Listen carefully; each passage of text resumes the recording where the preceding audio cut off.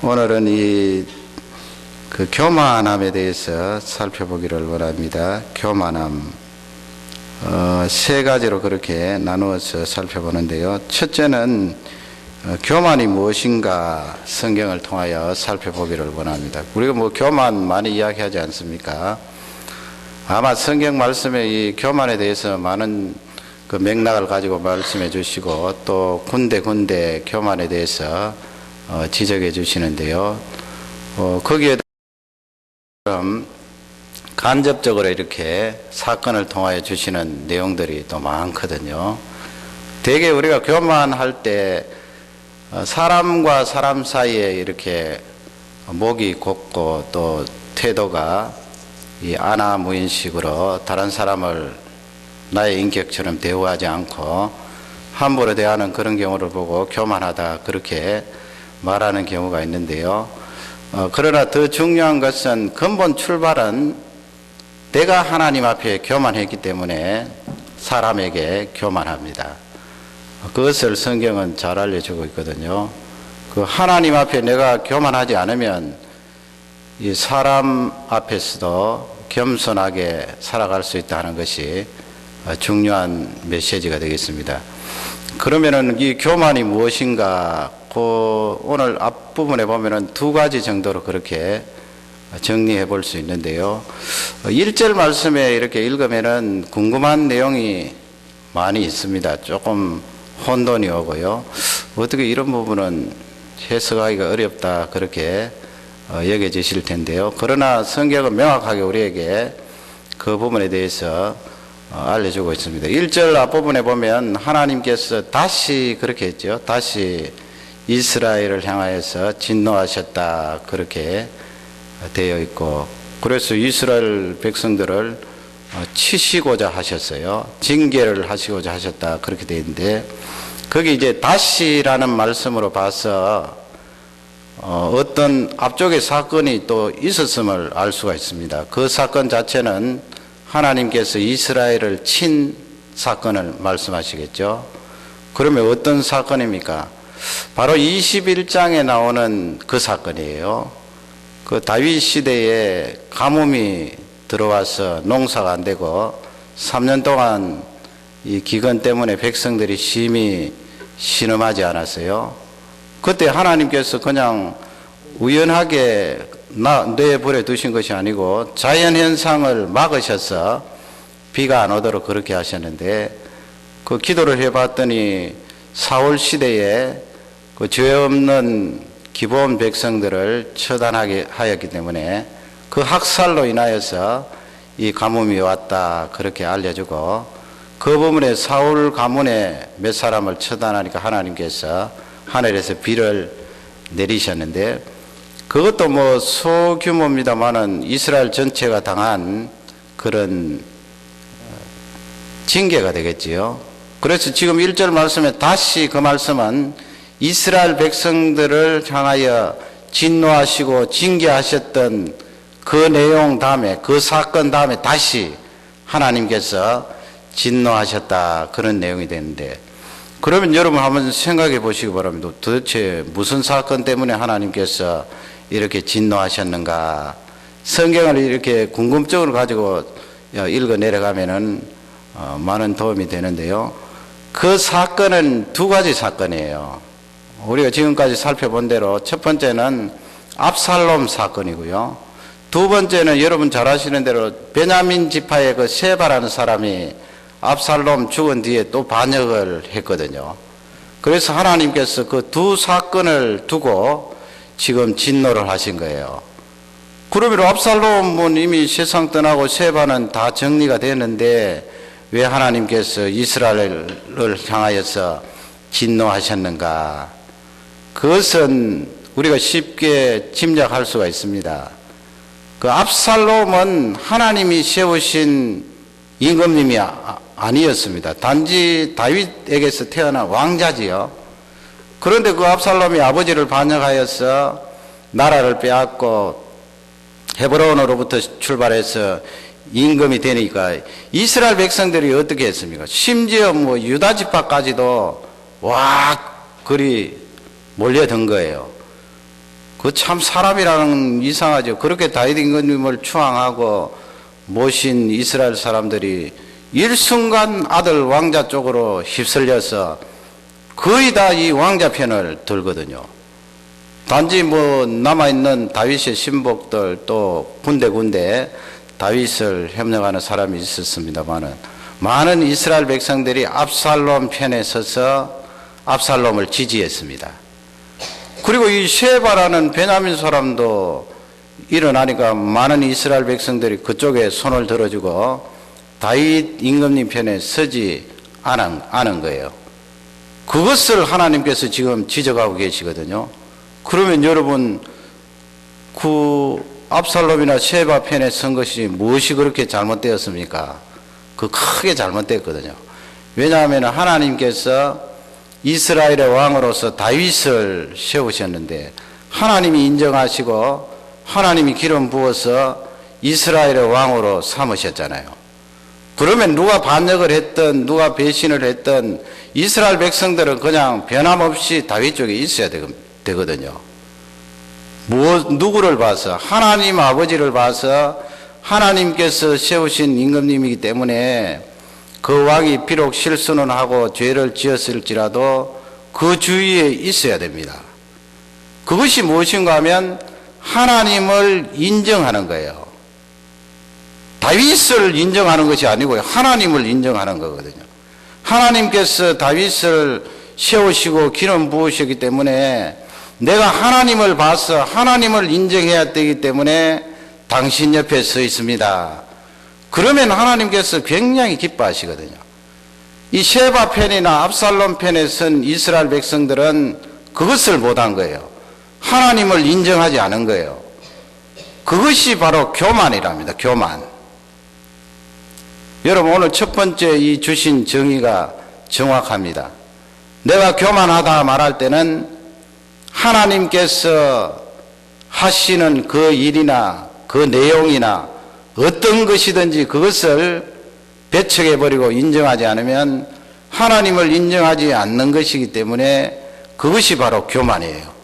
그 교만이 있으면 나중에는 사람과 사람 사이에서도 자기 자신이 교만하여서 사람을 안중에 두지 않는 것입니다. 그것을 이제 성경은 우리에게 알려주고, 그러면 두 번째로 이 교만의 내용이 무엇인가 하면 하반절이에요. 1절 하반절 보면은 그 다윗을 감동시키셨다는 그런 말씀이 있죠. 감동시키셔서 이스라엘과 유다 지파의 인구를 계수하게 하셨더라. 인구 조사하면 뭐 자녀들 쉬워요. 그냥 사람 숫자 헤아리는 거예요. 1명, 2명, 3명, 4명. 그러니까 이 요압 장군이 그 명령을 듣고 한 10개월 동안 숫자를 헤아렸는데 요압이 알아차린 거죠. 야, 이것은 3절에도 나와 있습니다만 하나님께서 원하시는 것이 아니구나. 그 사람이 강교한 사람임에도 불구하고 다윗이 그렇게 한 것은 잘못됐다라는 것을 알고 3절에 이제 충언을 하게 되는데, 그러면 여러분 거기서 다윗이 무엇을 감동시키셨다는 거예요? 그 감동 때문에 다윗이 사람의 숫자를 헤아리는데 그것이 교만하고 무슨 관계가 있습니까? 거기서 이제 우리 번역에는 감동시키셨다 그렇게 되어 있는데 역대기나 뭐 쭉 이렇게 비교해보고 원문을 보면은 그 내용은 이러합니다. 우리 사람이 그렇잖아요. 사람이 우리가 화를 낸다든지 아니면 이렇게 마음속에 교만이 들어온다든지 아니면 엉뚱한 죄된 생각을 한다든지 그것은 순간이거든요. 그 지난번에 제가 주일날 말씀드린 대로 미움이라는 것도 뭐 아무리 우리가 거룩하게 살아도 순간적으로 쫙 들어오잖아요. 들어오는데 문제는 그 전월에서 시를 쓴 것처럼 그 미움이라는 것은 내 속에 오래 간직할 만한 그런 가치가 없습니다. 내어버리라는 그런 말씀이죠. 지금 다윗도 교만이 싹 들어온 거예요. 교만이 들어왔으면 누구나 여러분 교만이 들어올 수 있잖아요. 교만이 들어오면은 그 교만이라는 것도 오래 지니고 있을 가치가 없는데 싹 그냥 내버려야 되는데 자꾸 이렇게 간직한 거예요. 계속해서 간직하다 보니까 나중에 행동으로 옮기게 되잖아요.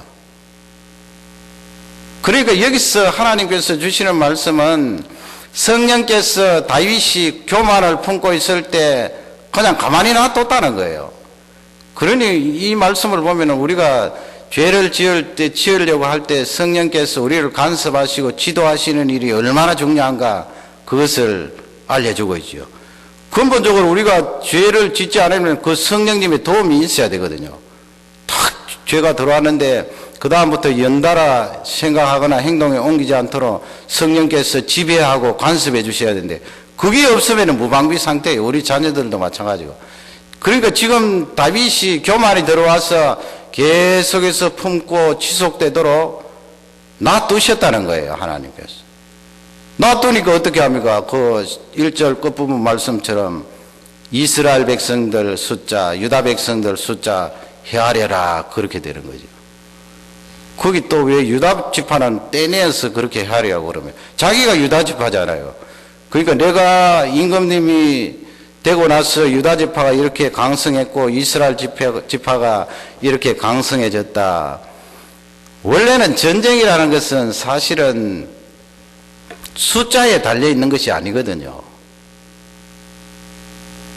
그 숫자가 많으면 옛날에는 전쟁에 반드시 이기게 되어 있는데 하나님께서 이스라엘 백성들에게 주시는 말씀은 숫자에 달려 있는 것이 아니고 전쟁은 전적으로 나의 손에 달려있다 하는 것을 강조하고 또 강조하는데 지금 다윗이 그 군사들의 백성들의 숫자를 헤아리게 한 것은 내가 임금이 되고 나서 이렇게 나라가 잘 되었다.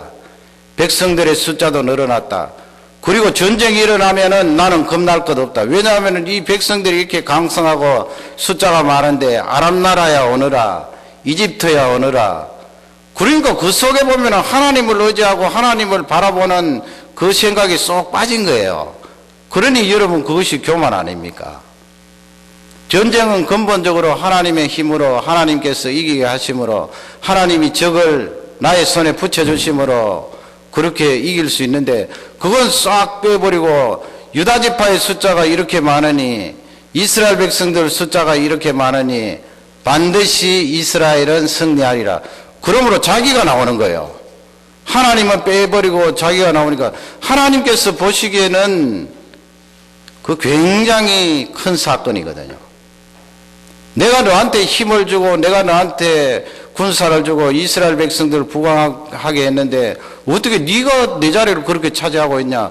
그 이제 이게 교만한 거거든요. 교만해져서 이제 그 다음부터는 점점 어려워지게 되는데 우리 사람은 다 같습니다. 저도 마찬가지고요. 뭐 일이 좀 잘 되고 술술 풀리면요 고개가 자꾸 돌려진다고요. 그래서 새벽에 와서 어떨 때는 가만히 보면은 성령께서 그러세요. 너 고개 좀 숙여라.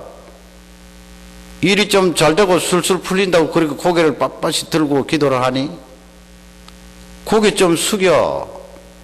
일이 잘 되고 그렇게 내가 너에게 기도 응답해주고 은혜를 주었는데 그렇게 고개를 들어? 고개를 더 숙여. 자세를 낮춰. 그러니까 우리는 성령께서 그렇게 순간순간 간섭해 주시지 않으면요 언제 고개가 빳빳해서 교만해지거든. 그 교만은 바로 하나님 앞에 교만이거든. 은근히 일이 잘 되면 야 내가 그래도 능력이 있어. 내가 이만한 처리할 만한 그런 힘이 있어. 추진력이 있어. 이렇게 나가니까 하나님께서 보시기는 전부 하나님의 힘으로 다 이루어 주셨는데 그 교만한 거거든요. 정리하면은 이제 그 두 가지예요. 하나님을 인정하지 않는 것, 그 다음에 내가 내 힘으로 하는 것처럼 그렇게 오해하고 판단하는 것.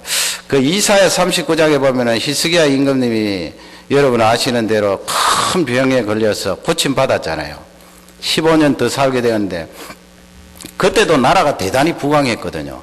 그러니 저 북쪽에 있는 바벨론이라는 나라가 얼마나 커요. 그 나라가 뭐 사신들을 보내면서 금은 보물도 보내고 예물도 이렇게 보내니까 이 히스기야 임금님 허파에 바람이 들어갔나 봐요. 가슴이 뭐 붕붕 하더니만은 그 다음에는 저 큰 나라에서 저렇게 예물을 가지고 오고 우리를 향해서 예우를 갖추는구나. 그 다음부터는 이렇게 가슴이 붕붕해지고 교만해지니까 활짝 열어라. 신하들에게 명령하는데 뭘 열어라고 했는가 하면은 자기가 궁궐에 가지고 있는 보물 창고를 확 열어서 바벨론 사신들이 오는데 다 보여주었다고요. 그 다음에 무기고 데리고 가서 활짝 열어라. 무기고 다 보여주는데, 그 이사야 선지자가 하나님의 말씀을 받아서 거기 보면은 네가 무엇을 보여주었느냐, 거기서 온 사람들이 누구냐, 그것을 지적하면서 이 예루살렘에 있는 은금 보물들이 다 바벨론으로 옮겨지리라 무서운 말씀을 하셨는데, 여러분 성경을 읽으면은 그게 무슨 잘못인가 그렇게 여겨지지 않아요? 아니 다른 나라 사신들이 왔으면 그냥 예의상 보물 가지고 있는 거, 무기 가지고 있는 거 보여줄 수 있는데, 하나님 그게 무슨 잘못입니까? 그게 잘못이거든요. 왜냐하면 하나님께서 히스기야 임금님의 신앙을 보시고 유다 백성들을 보시고 보물도 주시고 은도 주시고 무기도 주시고 나라가 잘 살게 하시고 저 큰 나라에서 와서 머리 숙이도록 하셨는데, 지금 그 말은 안 했지만 무슨 표현이에요? 보물 창고를 확 열면서 나 많이 가지고 있지, 그 말 아니에요. 너희들 봐, 나 많이 가지고 있지. 그리고 무기 창고 확 열면서 너희들 겁나지, 함부로 덤비지만 내 힘이 있어, 그런 말이거든요. 그 하나님께서 우리의 심정을 환히 보시는데 히스기야 임금님 마음을 모르실 리가 있습니까? 그 정확하게 꿰뚫어 보신 거죠. 너 그 힘이 네한테서 나왔니? 너 그 재물이 네한테서 나왔니? 그렇게 해서 이사야 선지자를 통하여서 책망하시는 내용이 성경에 나와 있습니다. 그래서 여러분, 우리는 롱런하는 방법은 다른 방법뿐이에요. 뭐 누구든 마찬가지예요. 저도 마찬가지고 우리 성도님들도 마찬가지고, 하나님 앞에 가는 그날까지 귀하게 쓰임받기 위해서는 이 교만에서 벗어나야 돼요. 교만하면 하나님께서 어떻게 더 쓰시고 어떻게 더 힘을 주시겠습니까?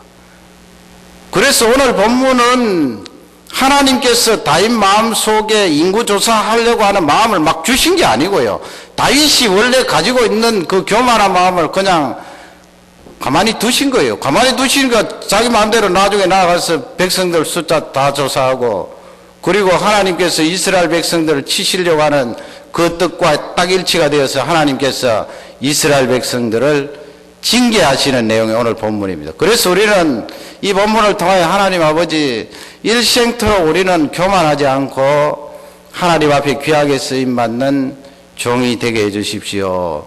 우리 자녀들도 철저히 이 부분에 교육하고 훈련을 시켜야 됩니다.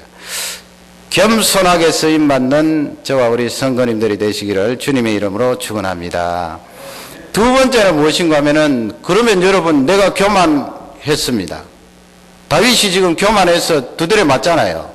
지금 이 내용은 다윗이 통치 말기에 기록된 내용이거든요. 그러니 우리 사람이 성인이 어디 있습니까, 여러분? 성인이. 물론 뭐 조직신학에 보면 우리가 점점 성화되어서 하나님 앞에 설 때 완전 성화다 그러는데, 물론 뭐 인격적으로는 거룩한 면이 있겠지요. 그러나 정확히 알아야 될 것은 언제 어느 순간에 내 속에 죄가 들어와서 꽈당 넘어질지 모른다는 거예요. 지금 다윗같이 이렇게 훌륭한 임금님도 통치 말기에 가서 고생을 얼마나 했어요. 아들에게 쫓기고 모반을 당하고 그렇게 고생해도 막판에 가서 이렇게 또 교만이 들어가는데, 그러면 여러분 다른 죄도 마찬가지겠습니다만 교만이 내 속에 들어와서 그 겉으로 드러나지는 않지만은 하나님 앞에 큰 잘못이거든요. 회개를 해야 되잖아요. 가만히 그냥 두고 그냥 세상 떠나면 어떻게 해요? 구원은 받겠지만은 곤란한 일이에요. 그 하나님 앞에 다시 돌이켜서 회개를 해야 되는데, 그 회개하는 하나님 앞으로 돌아가는 내용이 나와 있어요. 교만을 완전히 내려놓고 순수하게 하나님 앞에 무릎을 꿇고 용서함을 받는 내용이 나와 있는데, 그게 12절, 13절, 14절 그렇게 나온답니다. 12절, 13절, 14절. 거기 이제 이 갓이라는 선지자가 와서 이제 다윗의 교만이 딱 하나님 앞에 포착이 된 거예요. 그러니까 이건 하루아침에 된 게 아니라고요. 계속해서 지속하다가 친아들에게 명령을 내리고 이스라엘 백성들 인구 헤아리는 기간이 10개월 동안 이제 지속되는 거예요. 딱 포착이 되고, 그리고 원래 하나님께서 하나님 앞에 교만했던 이스라엘 백성들을 징계하시려고 하는 그 뜻과 딱 맞아 떨어지니까 갓 선지자가 다윗 임금님에 와서 이야기하는 것 아니에요. 그 왕이시여 세 가지 선택하시기 바랍니다 해서 거기 세 가지 보면은 첫 번째는 7년 동안 기근. 7년 동안 비가 안 와서 가뭄이 내리니까 백성들이 어떻게 살겠어요.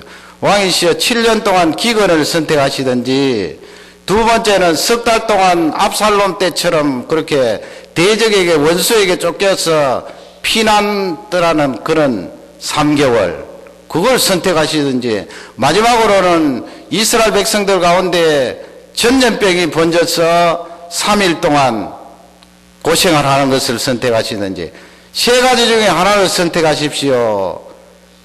그렇게 지금 갓 선지자가 말씀을 주시는데, 이 내용을 보면요, 우리 사람 같으면 무지막지하게 그냥 퍼부어버릴 거예요. 그렇지 않겠습니까?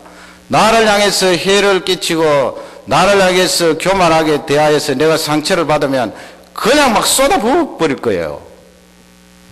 그 세 가지 가운데 그냥 물어볼 필요도 없이 가장 지독하고 잔인한 방법을 사용해서 징계하고 복수할 텐데, 우리 하나님은 그렇게 하시는 분이 아니죠. 그거 보면은 착착착 세 가지 그렇게 순서대로 말씀을 다윗에게 주는데, 하나님께서 얼마나 질스럽게 우리를 대하시고 인격적으로 대하시는지 몰라요. 우리 사람은 보면은 막 정신없을 때는 저게 사람인가 싶을 때가 있거든요. 막 나가버리는데 하나님께서는 그렇게 막 나가지 않고 정확하게 질서적으로 그렇게 말씀하는데, 여러분 우리 사람이 이제 그 가운데 선택할 때 뭘 많이 보겠어요? 벌을 받는데 먼저 맞는 걸 많이 보나요? 아니면 뭘 많이 보겠어요? 대개 사람들은 보면은 기간을 많이 보고, 기간을. 그 7년 동안 농사가 안 되고 비가 없다 그러면은 어떻게 살겠어요? 그러니까 왕으로서 아이고 하나님 아버지 7년은 안 되겠습니다. 그 다음에 석 달도 자기가 아들에게 쫓겨다녀 보고 사울에게 도망다녀 봤으니까 그것도 힘드는 일이고, 그리고 기간이 석 달이고 마지막에 딱 보면 3일이거든요. 그래서 다윗이 14절에 보면은 그 3일 동안 온역을 선택하는데 14절에 보면은 그런 말씀을 하세요. 하나님은 긍휼이 많으신 분이기 때문에 내가 하나님 앞에 빠지겠다. 내가 사람의 손에 빠지지 않고 하나님 손에 빠지겠다. 그런 말을 하는데 그게 정확한 다윗의 회개예요. 우리도 그렇게 하면 되거든요. 사람의 손에 빠지지 않고 하나님 손에 빠지겠다. 어떻게 보면 하나님께서 그렇게 순서대로 탁탁탁탁 주신 것은 1번, 2번, 3번에서 다윗이 3번을 선택하도록 그렇게 하신 거예요. 하나님께서. 그게 제일 낫거든요. 왜냐하면 앞쪽에 두 개하고는 다르잖아요, 기간이. 그래서 다윗이 세 번째를 탁 선택하면서 하나님 앞에 제가 하나님 손에 빠지겠습니다. 긍휼을 다하여 주십시오. 교만했을 때 하나님 앞에 회개하는 방법은 하나님 앞에 바짝 다가가는 거예요. 뭐 이런 표현을 하면 하나님 앞에 너무 송구스러운데 그냥 하나님 앞에 나가서 끌어안는 거예요. 그 시골에서 제가 자랄 때 어린 시절에 그런 것을 봤어요. 저희 어머님은 제가 기억을 못하는지 모르겠습니다만 아마 뭐 저희 어머님도 저희 자녀들이 많으니까 때렸겠죠, 그죠? 막대기나 뭐 회초를 가지고 때렸을 것 같은데 제 기억으로 뭐 그렇게 막 굉장히 초달을 당한 그런 적은 없는 것 같은데 아무래도 맞았겠죠. 안 맞고 자란 사람이 어디 있겠어요. 이제 동네에 이렇게 나가보면은 친구들이 이렇게 보면은 동네가 많이 떨어져 있습니다만은 이렇게 옛날에는 그렇잖아요. 어머니들이 막 이 부엌에 그 막대기를 부적갱이라 그럽니까? 그걸 들고 나서 막 아들을 따라가다가 이제 탁 잡고 그 다음에 때리는데 그런 광경을 봤거든요. 근데 어떤 어린이는 보면요. 부적갱이가 이렇게 긴데 딱 버티고 있는 거예요. 그리고 거리가 어머니하고 그 아들 거리가 정확하게 막대기가 탁 들어맞도록 그렇게 서 있는데 보면은 잘못했다 이야기를 안 하고 거기에 탁 눈을 부라리고 서 있는데 자세를 보면은 내가 잘못한 게 어디 있나요, 어머니? 그런 자세로 서 있으니까 어머니가 화가 더 나니까 때리는데 그 막대기가 길이가 정확하게 그 아이 몸에 닿을 거리니까 얼마나 두드려 맞는지 몰라요. 그런데 어떤 어린이는 보면은 이렇게 막 도망가다가 이제 나중에 잡혔잖아요. 잡혔는데 어머니가 때리려고 그러면은 그냥 끌어안아 버려요. 끌어안아 버리니까 아들이 끌어안아 보니까 등 뒤에서 이렇게 어머니가 때려야 되는데 가까이 있으면 더 많이 맞을 것 같아도 사실 세게 못 때리거든요. 그거 참 지혜로운 거예요. 끌어안으면서 엄마 나 잘못했어요. 그렇게 우니까 그 어머니가 더 이상 때리지를 못하는 거예요. 뭐 한두 차를 더 때려도 별로 아프지도 않고 대단히 지혜로운 방법이거든요. 내가 만약에 하나님 앞에 교만해서 야 이거 잘못했다 하나님 앞에 이거 철저히 회개해야 되겠다 그렇게 할 때는 납작 자세를 엎드리면서 하나님 앞에 달라붙으면 돼요. 그리고 하나님 아버지 제가 하나님 손에 빠지겠습니다. 사람 손을 통하여 징계를 받는 것이 아니고 하나님은 긍휼이 많으신 분이기 때문에 그 사랑에 의지하여서 하나님을 끌어안겠습니다.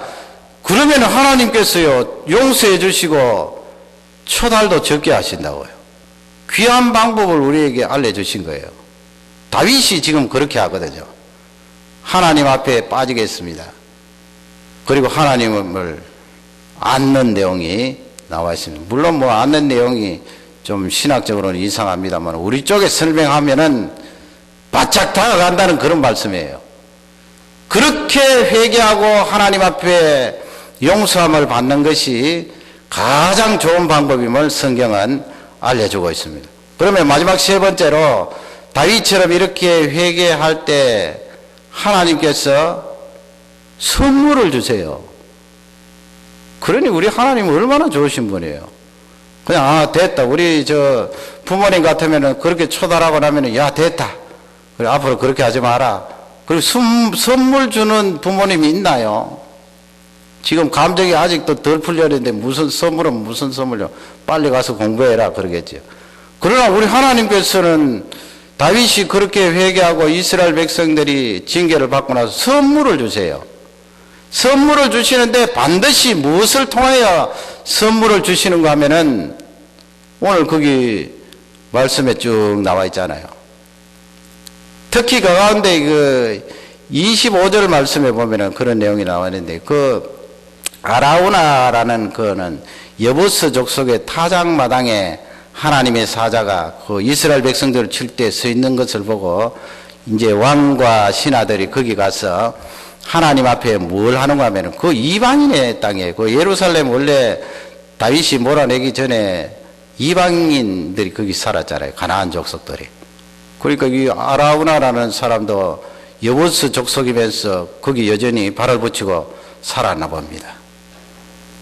거기서 이 다윗이 25절에 보면 화목제와 번제를 하나님 앞에 드리죠. 그래서 25절에 보면은 하나님께서 그 기도를 들으시고 이스라엘 백성들을 언약에서 거치게 하신 내용이 나와 있습니다. 기도에 응답하셨다는 말씀이죠. 하나님께서 그러면 교만을 회개하고 하나님 앞에 돌아올 때 무엇을 통하여 선물을 주시는가? 바로 예배를 통하여 선물을 주시는 거예요. 거기 번제와 화목제가 예배 아니에요. 그러면 다윗이 받은 선물이 무엇인가요? 그 장소가 바로 번제와 화목제를 드린 아라우나 타작마당의 장소가 바로 예루살렘 성전이 들어섰거든요. 솔로몬이 지은 예루살렘 성전이 그 자리에 들어섰으니 얼마나 큰 선물이에요. 천막에 펄럭펄럭 하는 데서 제사를 받으시는 하나님께서 솔로몬을 통하여서 성전을 짓게 하시고 그 성전을 통하여서 백성들의 죄를 용서해 주시고 이스라엘에게 은혜를 다해 주신 하나님의 선물이에요. 그러니 여러분 우리가 하나님을 믿는다는 것은 참 결국에는 복을 받고 선물을 받고 하나님 앞에 쓰임을 받는 그 자리까지 나아가거든요. 얼마나 감사합니까? 그냥 이스라엘 백성들이 두드려 맞아서 거기서 끝이 나고 자자손손 망하고 어쩌고 저쩌고 그런 내용이 아니고요. 그 돌아온 예배를 드리는 다윗과 이스라엘 백성들에게 그 큰 선물을 안겨주셔서 그 자리에 예루살렘 성전이 쫙 들어서게 하셔서 결국 그 예루살렘 성전은 예수 그리스도 오실 그 모형 아닙니까? 모형이신 예수 그리스도께서 하나님의 아들이 성육신하셔서 이 세상에 있는 죄인들을 구원하시고 우리를 살려주신 것입니다. 오늘 이 교만으로부터 시작해서 다윗과 이스라엘에게 나뉘어 주신 하나님의 은혜를 깊이 묵상하시면서 남아있는 3일 동안도 승리하시기를 주님의 이름으로 축원합니다. 다 같이 우리 기도하시겠습니다. 말씀을 생각하면서 한번